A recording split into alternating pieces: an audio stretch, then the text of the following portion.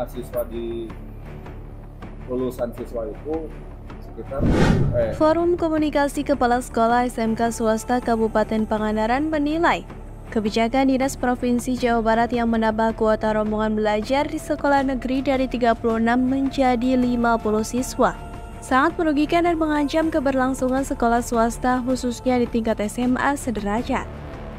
Ketua FKK SMKS Pangandaran Muhlis Nawawi SSY menyebutkan, kebijakan tersebut membuat lulusan SMP atau MTS sederajat yang jumlahnya terbatas terserap habis oleh sekolah negeri. Berdasarkan data dari Disdik dan Kemendak, total lulusan SMP atau MTS di Pangandaran sebanyak 5.989 siswa dan hampir seluruh atau sekitar 5.500 siswa telah diterima oleh sekolah negeri. Sementara itu 37 sekolah swasta sisanya harus berebut sisa sekitar 400-an siswa.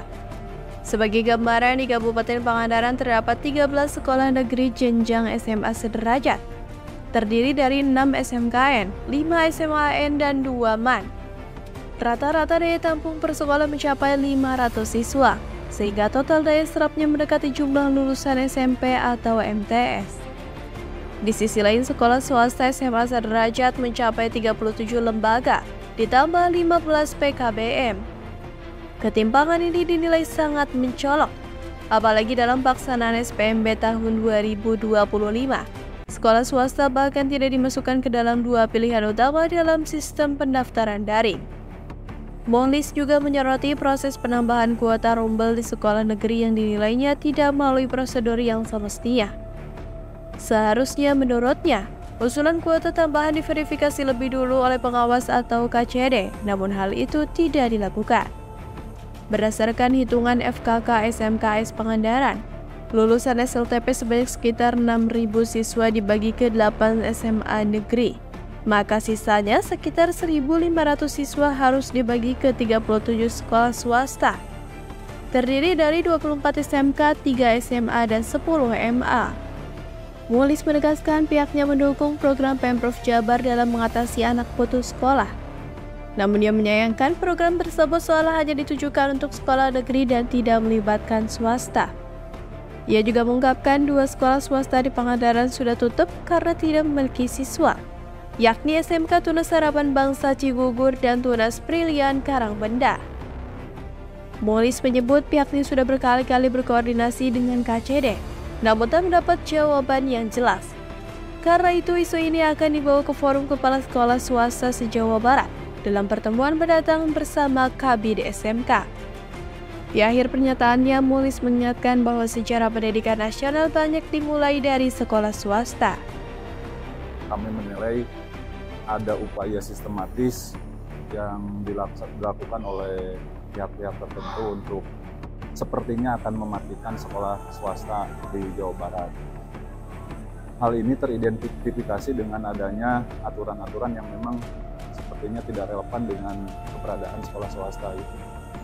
Jadi sekitar ada 37 sekolah swasta yang memperebutkan jumlah siswa 1.500. Ini kan luar biasa. Posisinya sistemnya sudah sangat masif sekali, sudah sistematis. Nah itu, kami sebetulnya sangat mendukung apa yang dilakukan oleh Pemprov Jabar terkait dengan program penanggulangan anak putus sekolah. Terus terang kami sangat mendukung, tidak boleh ada anak usia sekolah yang putus sekolah. Semuanya harus sekolah. Maksudnya ingat sejarah bahwa pendidikan pertama di bangsa ini dimulai oleh pendidikan swasta. Adanya taman siswa, adanya Ma'arif, DNU, adanya Muhammadiyah, itu merupakan cikal bakal sekolah pendidikan formal di bangsa ini. Gitu. Kami tidak berharap besar terkait dengan penyamarataan antara negeri dan swasta, tapi minimalnya hargai kami sebagai pelaku pendidikan di daerah. Jangan ada generalisir bahwa ketika kami berdiri atas nama yayasan dan kelompok masyarakat bahwa kami adalah orang-orang yang mampu dalam semua hal gitu. Klasifikasi yayasan itu mungkin ada. seperti kami mendirikan sekolah, yayasan berdiri itu bukan karena kami punya modal besar.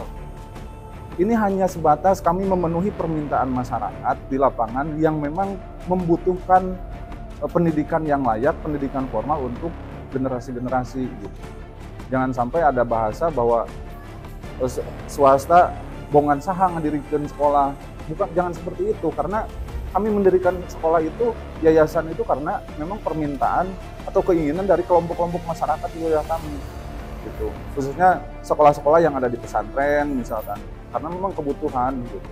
Cek ulang lah Pak Kabid, mungkin harus dicek ulang bagaimana proses SPMB itu di lapangan dilakukan gitu.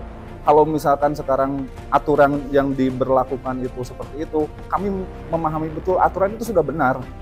Aturan itu sudah betul, tapi ketika ada pelanggaran-pelanggaran yang dilakukan, ini tindaklah gitu. Karena apa ya? Secara proporsional aturan sudah benar, tapi pelaksanaan di bawah ini yang sepertinya menurut saya ini melanggar. Contoh seperti tadi, urusan penambahan kuota itu tidak disertai dengan aturan yang jelas. Harus ada verifikasi terkait dengan kesiapan sarana prasarana, kemudian harus ada melihat demografi sebuah wilayah, lulusannya berapa, itu kan harus disesuaikan gitu. Tenaga pendidiknya, sedangkan itu tidak dilakukan oleh pihak-pihak di wilayah gitu. Yang termasuk KCD pun ikut menutupi gitu, Seperti contoh kecil lah. Contoh kecil, ada satu SMA di Cihahur Beti, pengawasnya sendiri yang mengatakan begini, kami sudah memverifikasi gitu, kemudian ternyata syarat prasarana sudah memenuhi, tapi ketika dicek oleh beberapa orang ke sana, pengusulan kuotanya itu untuk 12 rombel, tapi ternyata ketersediaan kelas di situ hanya 7. Kan ya seperti itulah, bisa terbayang mungkin. Untuk sekolah yang tutup, memang ini tutupnya di 2 tahun ke belakang. Nah, karena memang tidak ada siswa.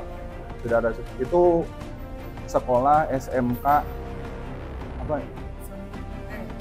SMK Tunas Harapan Bangsa, THB Tunas Harapan Bangsa di Cigugur. Kemudian yang lebih awal itu sekolah Tunas Brilian, ini yang di Karangbenda. Nah, untuk guru dan kelas sekolah ini gimana? Ketika sudah tutup.